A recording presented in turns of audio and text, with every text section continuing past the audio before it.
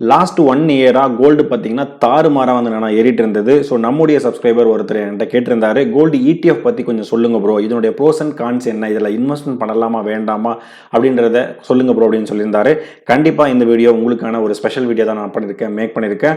அனைவருக்கும் வணக்கம். Tamil Nifty zone YouTube சேனலை சப்ஸ்கிரைப் பண்ணுற அனைத்து நல்ல உள்ளங்களுக்கும் என்னுடைய மனமார்ந்த நன்றிகளை தெரிவித்துக் கொள்கிறேன். நான் வந்து சிவிலிஸ்ட் அட்வைசர் கிடையாது. இது ஒரு எஜுகேஷனல் பர்பஸ்க்காக இந்த வீடியோ நான் பண்ணியிருக்கேன், மேக் பண்ணி உங்களுக்கு கொடுக்குறேன். இந்த வீடியோ ஃபுல் டிஸ்க்ளைமர் அப்ளிகபிள். ஓகேங்க. ஸோ இந்த வீடியோவில் நான் கொஞ்சம் டீட்டெயில்டாகவே பொறுமையாகவே நான் வந்து போகிறேன். ஸோ ஃபஸ்ட்டு நம்ம என்ன பார்க்க போகிறோம் அப்படின்னு பார்த்தீங்கன்னா, கோல்டு ETF-னா என்ன, ETF வந்து என்னென்னா எப்படி வந்து என்னென்னா ஒர்க் ஆகுது, இந்த கோல்டு ETF பண்ணுறதுனால நான் இன்வெஸ்ட்மெண்ட் பண்ணுறது எனக்கு என்னென்ன பெனிஃபிட்ஸ் வந்து பார்த்தீங்கன்னா கிடைக்க போகுது, இதனுடைய ரிஸ்க் அண்ட் லிமிடேஷன்ஸ் வந்து என்னென்னலாம் இருக்குது அப்படின்றத வந்து பார்க்க போகிறோம்.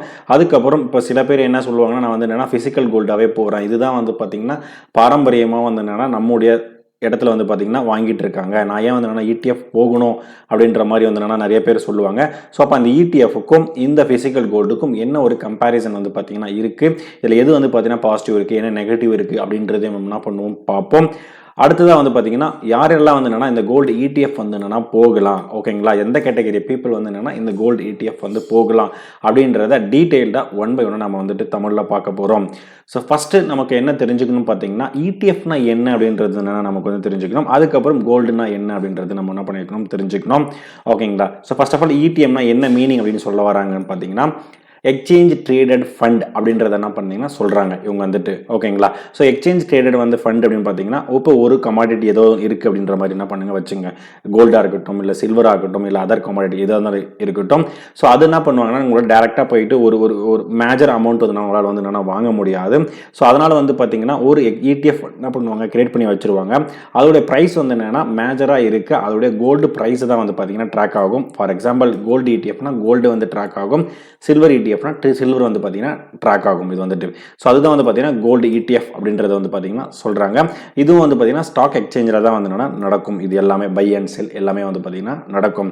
ஸோ இப்போ பார்க்கும்போது வந்து பார்த்தீங்கன்னா இது எதோடைய ப்ரைஸை பேஸ் பண்ணினா இதனுடைய ப்ரைஸ் கோல்டு ETF ப்ரைஸ் வந்து நடக்கும் அப்படின்னு பார்த்தீங்கன்னா 24 கேரட், அதாவது 99.5% பியூரிட்டி உள்ள கோல்டு தான் வந்து பார்த்தீங்கன்னா அந்த ப்ரைஸ் வந்து எந்த அளவுக்கு ஏற்றம் ஏறுதோ இல்லை எந்த அளவுக்கு இறக்கம் இறங்குதோ அதை பொறுத்து தான் என்னன்னா இதனுடைய கோல்டு ETF வந்து பார்த்தீங்கன்னா நடந்துட்டு இருக்கும், ஓகேங்களா.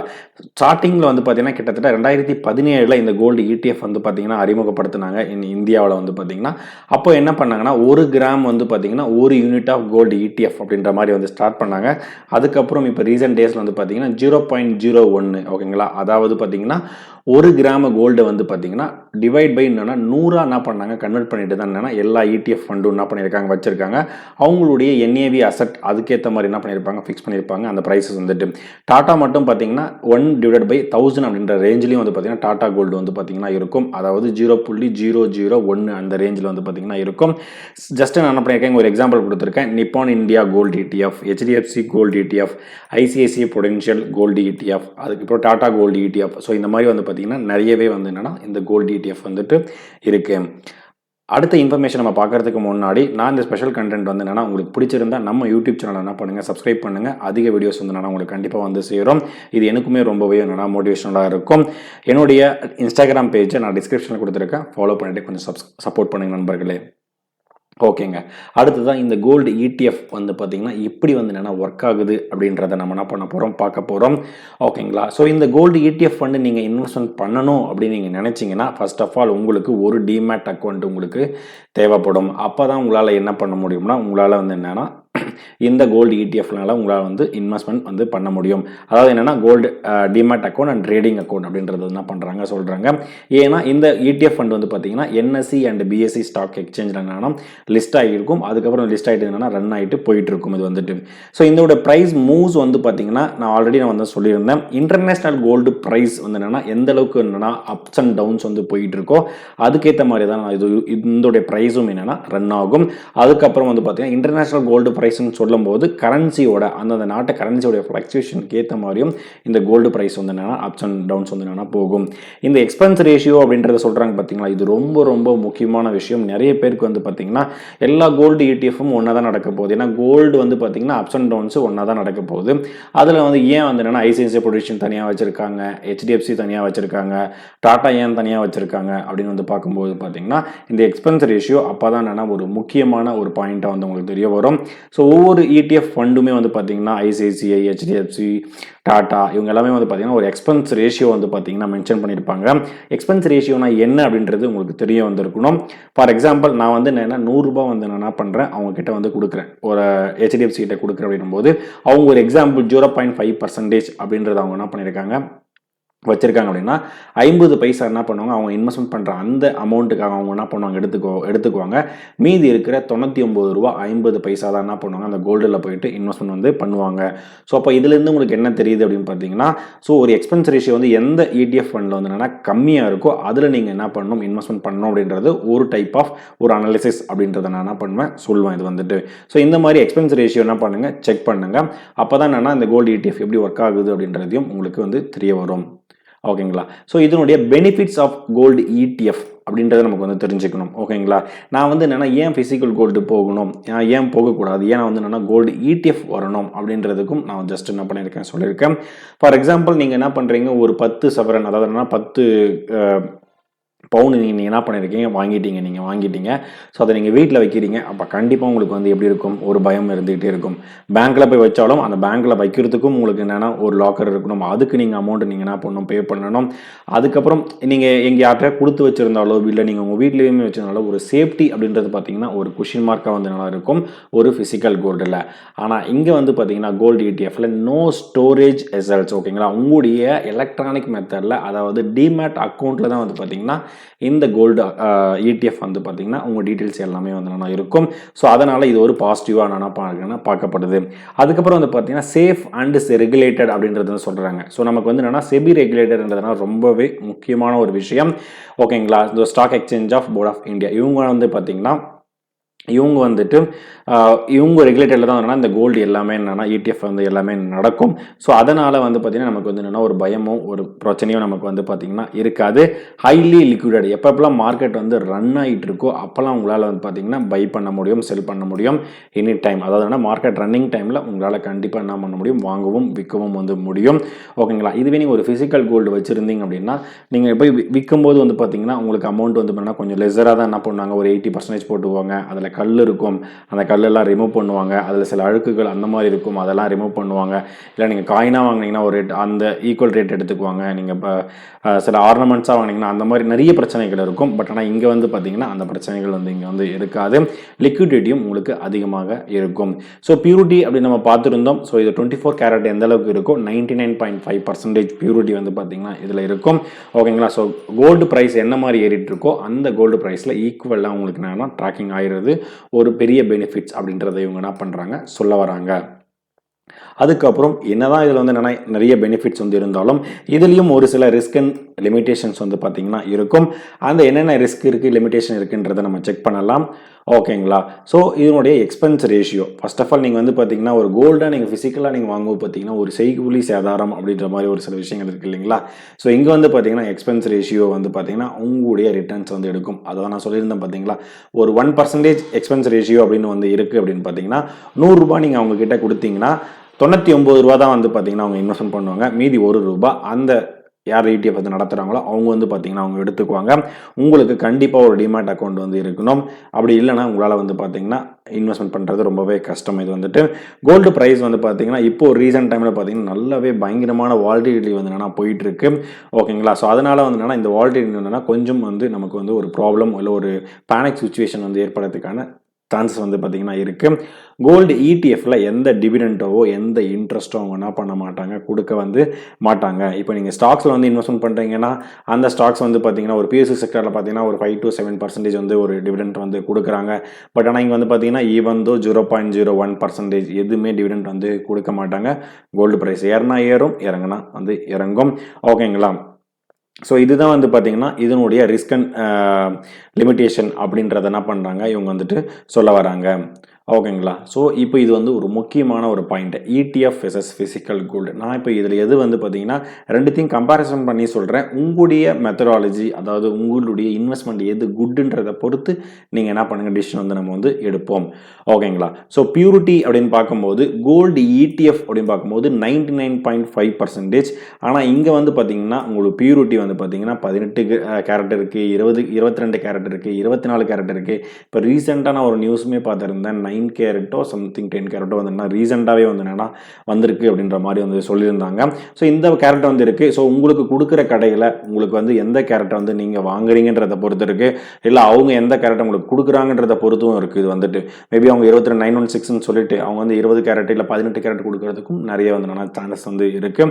பட் இங்கே பார்த்தீங்கன்னா பியூரிட்டி வந்து என்னன்னா 99.5% வந்து இருக்கும். லிக்விடிட்டி பாயிண்ட் ஆஃப் வியூவில் நம்ம செக் பண்ணும்போது பார்த்தீங்கன்னா இங்கே வந்து பார்த்தீங்கன்னா ரொம்பவே ஹை. எப்பப்பெல்லாம் மார்க்கெட் வந்து ரன் ஆகிட்டு இருக்கோ அந்த டைமில் உங்களால் ஈஸியாக வாங்க முடியும் அண்ட் விற்க முடியும். மோஸ்ட்லி வந்து பார்த்தீங்கன்னா லிக்விடிட்டி ரொம்பவே ஹையாக இருக்கும். இங்கேயும் இருக்குது, பட் மோஸ்ட்லி வந்து ஃபிசிக்கல் கோல்டு வாங்கினவங்க மோஸ்ட்லி அடகு வைப்பாங்க. பட் ஆனால் போயிட்டு செல் பண்ண மாட்டாங்க. வந்துட்டு செல் பண்ணாலும் வந்து என்னென்னா நிறைய உங்களுக்கு வந்து என்னென்னா வேஸ்டேஜ் எடுப்பாங்க. அதுக்கப்புறம் வந்து அதில் இருக்க கல் இருந்தால் எடுத்துருவாங்க. ஸோ நிறைய கன்சர்ன் வந்து என்னென்னா இருக்குது. ஸோ மீடியமாக வந்து பார்த்தீங்கன்னா இது வந்து இருக்குது, இல்லைன்னு சொல்ல முடியாது, பட் மீடியமாக இருக்குது. ஸ்டோரேஜ் காஸ்ட் அப்படின்னு பார்க்கும்போது இங்கே வந்து பார்த்தீங்கன்னா ஸ்டோரேஜ் காஸ்ட் எதுவுமே வந்து பார்த்தீங்கன்னா இல்லை. ஸோ இது வந்து என்னென்னா ஒரு நல்ல ஒரு விஷயம் அப்படின்றதே பார்த்தீங்கன்னா சொல்ல வருது. பட் ஆனால் இங்கே வந்து பார்த்தீங்கன்னா இங்கே ஸ்டோரேஜ் வீட்டில் வச்சுருந்தாலும் இல்லை லாக்கருக்கு காஸ்ட் கொடுத்துருந்தாலும் வீட்டில் வச்சுருந்தா திருடு போகிறதுக்கான நிறையவே சான்ஸ் இருக்குது அப்படின்றத சொல்கிறாங்க. எக்ஸ்ட்ரா ரிட்டர்ன்ஸ் அப்படின்னு பார்க்கும்போது இங்கேயும் எந்த ரிட்டர்ன்ஸ் எதுவுமே கிடையாது, இங்கேயும் எந்த ரிட்டர்ன்ஸ் எதுவுமே வந்து பார்த்தீங்கன்னா கிடையாது. ஓகேங்களா. எக்ஸ்பென்ஸ் ரேஷியோ இங்கே பார்த்தீங்கன்னா 0.5%, சாரி 0.5%, 1% வரைக்கும் என்னன்னா ஒரு நெகட்டிவாக வந்து பார்க்கப்படுது. பட் இங்கே பார்த்தீங்கன்னா making charges and plus wastage வந்து பார்த்தீங்கன்னா உங்களுக்கு வந்து போடுவாங்க. ஃபார் எக்ஸாம்பிள் நான் ஒரு தடவை போயிட்டு செயின் போய் எடுக்க போயிருக்கேன். ஸோ அப்போ வந்து பார்த்தீங்கன்னா 1 பவுன் வாங்க போனீங்கன்னா கிட்டத்தட்ட 10%, மினிமம் 10%லேருந்து 15% வரைக்கும் போடுவாங்க. அப்போ பார்த்தீங்கன்னா நீங்கள் ஒரு 1 லட்ச ரூபாய்க்கு நீங்கள் கோல்டு வாங்குறீங்கன்னா 15,000 ரூபாய் வரைக்கும் நீங்கள் என்ன பண்ணணும், மேக்கிங் சார்ஜ் ப்ளஸ் வேஸ்டேஜ் நீங்கள் என்ன பண்ணணும் கொடுக்கணும். அதுக்கப்புறம் ப்ளஸ் வந்து பார்த்தீங்கன்னா 3% வந்து ஜிஎஸ்டி நீங்கள் வந்து பே பண்ணணும். ஸோ இந்த மாதிரிலாம் பண்ணும்போது உங்களுக்கு வந்து பார்த்தீங்கன்னா இதுவுமே ஒரு நெகட்டிவாக வந்து பார்த்தீங்கன்னா பார்க்கப்படுது இது வந்துட்டு. ஓகேங்களா. பட் இந்த ப்ரைஸை கம்பேர் பண்ணும்போது இந்த ப்ரைஸ் ஓரளவுக்கு கொஞ்சம் ஓகேவாக வந்து இருக்கும் இது வந்துட்டு. ஓகேங்களா. ஸோ ரெகுலேஷன் அப்படின்னு பார்க்கும்போது இது வந்து பார்த்தீங்கன்னா செபி ரெகுலேட்டட். பட் இது வந்து என்னன்னா எதுவுமே வந்து என்னன்னா அந்த செபி மாதிரி அந்த மாதிரிலாம் கிடையாது. நம்ம ஓனாக போயிட்டு நம்ம வந்து என்னென்னா வாங்கியிருக்கோம். நம்ம தான் அதுக்கு வந்து பார்த்தீங்கன்னா சேஃப்டி எல்லாமே என்ன பண்ணிக்கணும், பார்த்துக்கணும். மினிமம் இன்வெஸ்ட்மெண்ட் அப்படின்னு பார்க்கும்போது இங்கே வந்து என்னன்னா 1 கிராம் அப்ராக்சிமேட்லி அப்படின்னு வந்து பார்த்தீங்கன்னா இருக்குது. ஆனால் இப்போ இருக்கிற ரேஷியோக்கு வந்து பார்த்தீங்கன்னா இப்போ ரீசெண்ட் டைமில் வந்து நிறையவே சேஞ்ச் பண்ணிட்டாங்க. 1/100 கிராமும் வந்து என்ன பண்ண எடுத்துன்னு வந்துட்டாங்க. ஈவன் வந்து 1/1000 கிராம்ஸும் அவங்க என்ன பண்ணிட்டாங்க கொண்டு வந்துட்டாங்க. ஏன்னா இப்போ டாடா கோல்டுலாம் பார்த்தீங்கன்னா 10 ரூபாய் ஈக்குவலண்ட் அப்ராக்சிமேட்லி வந்து என்னன்னா ரன் ஆகிட்டு இருக்கு. ஓகேங்களா. ஸோ இதுவுமே வந்து பார்த்தீங்கன்னா ஃபிசிக்கல் கோல்டுமே என்னன்னா 1 கிராம் அப்ராக்சிமேட்லின்றதை கொடுத்துருக்காங்க. ஆனால் இதுவுமே நீங்கள் போயிட்டு மில்லிலையும் உங்களால் வந்து என்னன்னா மினிமலாகவும் என்னன்னா வாங்க முடியும் வந்துட்டு ஒரு சில கோல்டெல்லாம் வந்துட்டு. ஓகேங்களா. ஸோ லாக்இன் பீரியட் அப்படின்னு பார்க்கும்போது இதுக்கும் நோ லாக்இன் பீரியட், இங்கேயும் வந்து பார்த்தீங்கன்னா நோ லாக்இன் பீரியட். நீங்கள் எப்போனா வாங்கலாம், எப்போனா நீங்கள் என்ன பண்ணிக்கலாம், இது வந்து என்னன்னா விற்றுக்கலாம் இது வந்துட்டு. ஸோ இதில் நான் ஜஸ்ட் மென்ஷன் பண்ணியிருக்கேன் இதனுடைய கம்பேரிட்டிவ்லியாக வந்து என்னன்னா எப்படி இருக்குது அப்படின்றத நான் பண்ணியிருக்கேன், மென்ஷன் பண்ணியிருக்கேன். இதில் உங்களுக்கு எது இதெல்லாம் வந்து என்னன்னா பாசிட்டிவ், இதில் இதெல்லாம் நெகட்டிவ். அதே மாதிரி என்னன்னா எங்களுக்கு ஜஸ்ட் நீங்கள் என்ன பண்ணுங்கள், ஒரு கமெண்ட் வந்து பண்ணுங்கள். நீங்கள் கோல்டு வாங்க போகும்போது அன்எக்ஸ்பெக்டடாக உங்களுக்கு எவ்வளோ மேக்கிங் சார்ஜஸ் எவ்வளோ வேஸ்டேஜ் வந்து போட்டிருக்காங்க, அது எந்தளவுக்கு கொஞ்சம் ரெடியூஸ் பண்ணியிருக்காங்க அப்படின்றது ஜஸ்ட் என்ன பண்ணுங்கள், ஒரு கமெண்ட் மாதிரி பண்ணிவிடுங்க. ஏன்னா இது எல்லாருமே வந்து என்ன பண்ணியிருப்பீங்க, ஃபேஸ் பண்ணியிருப்பீங்க கோல்டு வாங்கும்போது வந்து பார்த்தீங்கன்னா. ஓகேங்களா. ஸோ யாரெல்லாம் இந்த கோல்டு இன்வெஸ்ட்மெண்ட்டு, அதாவது என்னன்னா கோல்டு ETF இன்வெஸ்ட்மெண்ட் வந்து பண்ணலாம் அப்படின்றத நம்ம செக் பண்ணலாம். ஓகேங்களா. ஸோ இது ரொம்பவே முக்கியம் இது வந்துட்டு. ஸோ இப்போ நிறைய கேட்டகரி நம்ம வந்து செக் பண்ணி பார்த்துட்டோம். ஸோ இப்போ இன்வெஸ்டர் லெவல்லேருந்து பார்க்கும்போது போர்ட்ஃபோலியோ ஒருத்தர் என்ன பண்ணியிருக்காரு வந்து வச்சிருக்காரு. அவர் வந்து பார்த்தீங்கன்னா எனக்கு வந்து ஒரு கோல்டு லெவல் போர்ட்ஃபோலியோ, அதாவது வந்து பார்த்தீங்கன்னா மார்க்கெட் வந்து பார்த்தீங்கன்னா நிறையவே அப்ஸ் அண்ட் டவுன்ஸ் நடக்கும். பட் கோல்டு வந்து பார்த்தீங்கன்னா ஒரு கிராஜுவலான ஒரு அப்ஸ் வந்து பார்த்தீங்கன்னா இருக்கும் அப்படின்றது தான் நம்மளுடைய ஹிஸ்ட்ரி வந்து சொல்லுது. ஸோ அந்த மாதிரி ஒரு போர்ட்ஃபோலியோ வந்து நான் ஒரு டைவர்சிஃபிகேஷன் வந்து பண்ண போகிறேன் அப்படின்னும் போது வந்து பார்த்தீங்கன்னா கோல்டு ETF இல்லை கோல்டில் இன்வெஸ்ட்மெண்ட் பண்ணுறது ஒரு நல்லாவே வந்து பார்த்தீங்கன்னா இருக்கும். லிக்விடிட்டி அதிகமாகவும் ஃப்ளெக்சிபிலிட்டி அதிகமாகவும் இருக்கிற சூஸ் பண்ணுறவங்களுக்கு கோல்டு ETF கொஞ்சம் நல்லாவே இருக்கும். Safe long term wealth preservation அப்படின்றத வந்து பார்த்தீங்கன்னா சொல்கிறாங்க. ஒரு லாங் டேர்மில் பார்க்கும்போது கோல்டு வந்து பார்த்தீங்கன்னா ஒரு அப் ட்ரெண்டில் தான் வந்து பார்த்தீங்கன்னா போயிட்டு போயிட்டுருக்கு. எனக்கு தெரிஞ்சு 1 கிராம் கோல்டு வந்து பார்த்தீங்கன்னா ரூ. 590, ரூ. 500, ரூ. 600 அந்த ரேஞ்சில் இருந்தது. ஒரு 500 to 600 ரேஞ்சில் வந்து பார்த்தீங்கன்னா இருந்தது. இன்னைக்கு ரேஞ்ச் வந்து பார்த்தீங்கன்னா கிட்டத்தட்ட 12,000 என்னன்னா கிராஸ் ஆகிட்டு அந்த ரேஞ்சில் வந்து பார்த்தீங்கன்னா போயிட்டு இருக்கு. ஸோ எந்த அளவுக்கு வந்து பார்த்தீங்கன்னா கோல்டு வந்து பார்த்தீங்கன்னா போயிட்டு இருக்குன்றத வந்து பாருங்க. அலோகேஷன் அட்வைஸ் ஜஸ்ட் வந்து என்ன பண்ணுறாங்க, ஒரு அட்வைஸாக என்ன பண்ணுறாங்க சொல்கிறாங்க. ஸோ எக்ஸ்பர்ட்டோட அட்வைஸ் எல்லாம் பார்க்கும்போது ஒரு 5% 15% வரைக்கும் உங்கள் போர்ட்ஃபோலியோவில் உங்கள் கோல்டு வந்து ஆட் பண்ணிக்கலாம் அப்படின்றது வந்து பார்த்தீங்கன்னா சொல்கிறாங்க. இது ஜஸ்ட் ஒரு அட்வைஸ் மட்டும்தான். பட் உங்களுடைய ரிஸ்க் ரிவார்ட் ரேஷியோக்கு ஏற்ற மாதிரி உங்கள் இன்வெஸ்ட்மெண்ட் பிளானுக்கு ஏற்ற மாதிரி உங்கள் இன்வெஸ்ட்மெண்ட் என்ன பண்ணுங்கள், கோல்டில் வந்து அலோகேட் வந்து பண்ணுங்க. ஸோ இதுதான் வந்து நான் வந்து கலெக்ட் பண்ண டேட்டா. ஓகேங்களா. ஸோ இந்த கோல்டு ETF பற்றி இந்த வீடியோவில் ஃபுல் அண்ட் ஃபுல் நம்ம கொஞ்சம் தெளிவாக பார்த்துருக்கோம் அப்படின்றத நான் நம்புகிறேன். இன்னும் அடிஷ்னல் இன்ஃபர்மேஷன் ஏதாவது இருந்தாலும் நம்ம என்ன பண்ணுறேன், அடுத்த வீடியோவில் நான் வந்து ஆட் பண்ணுறேன். இதுக்கப்புறம் நான் எந்த வீடியோ வந்து போடணும் அப்படின்றத நீங்கள் என்ன பண்ணுங்கள், ஜஸ்ட் வந்து கொஞ்சம் சஜஷன் பண்ணுங்கள். நானும் என்ன பண்ணுறேன், இல்லை உங்களுக்கு ஏதாவது டவுட்ஸ் இருந்தாலும் நான் என்ன பண்ணுறேன், அந்த வீடியோ வந்துட்டு நான் வந்து போடுறேன். ஸோ இதுதான் நான் கலெக்ட் பண்ண டீட்டெயில்ஸ்.